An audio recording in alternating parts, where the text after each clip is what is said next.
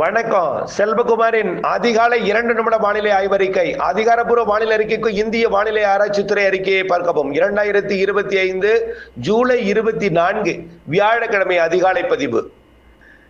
Hong Kong மற்றும் சீனா கடந்து Vietnam, Laos மற்றும் தாய்லாந்து, மியான்மர் கடந்து வங்கக்கடலில் வந்திறங்கியது வைப்பா புயலின் செயலிழந்த பகுதி. சிட்டகாங் அருகே இது காற்றழுத்த தாழ்வு பகுதியாக நிலை கொண்டிருக்கிறது. வங்கக்கடலில் நிலை கொண்டிருந்த காற்று சுழற்சியும் ஒன்றிணைந்து காற்றழுத்த தாழ்வு பகுதியாக வங்கதேசம் மற்றும் மியான்மர் இடைப்பட்ட வடகிழக்கு வங்கக்கடல் பகுதியில் நீடிக்கிறது.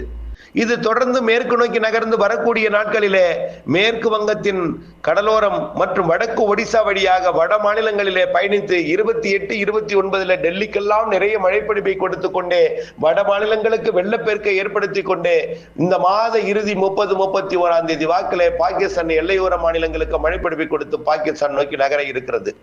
இதுவரைக்கும் வலுவாக கிழக்கு நோக்கி பயணித்துக் கொண்டிருந்த தென்மேற்கு பருவக்காற்று கொஞ்சம் தெற்கில் இருந்து வடக்கு நோக்கி திசை மாறும். இரு காற்று இணைவு, காற்று முறிவு எல்லாமே ஏற்படும். இதன் காரணமாக மாலை இரவு இடிமழை பொழிவு தமிழ்நாட்டிலே ஆங்காங்கே இருக்கும். நேற்றைக்கே தெற்கு டெல்டாவிலே ஓரிரு இடங்கள்ல நனைக்கும் மழை இருந்தது.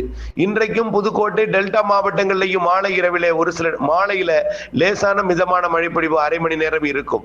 வட உள் மாவட்ட பகுதி கள்ளக்குறிச்சி, விழுப்புரத்தில் கொடுத்த மழை இனிமேல் கொஞ்சம் கூடுதல் பரப்பிலே ஆங்காங்கே இருக்கும். வரக்கூடிய 28 வரை ஆங்காங்கே மழைப்பொழிவை குறைந்த பரப்பில் கொடுத்தாலும் மாத இறுதியில காற்று திசை மாறும் என்பதனால தென்மேற்கு பருவக்காற்று மாத இறுதியில தீவிரம் குறைந்திருக்கும். ஆகஸ்ட் முதல் வாரத்தில் நிகழ்வு ஏதும் இல்லாமல் தமிழ்நாட்டில் வெப்பம் உயரும்.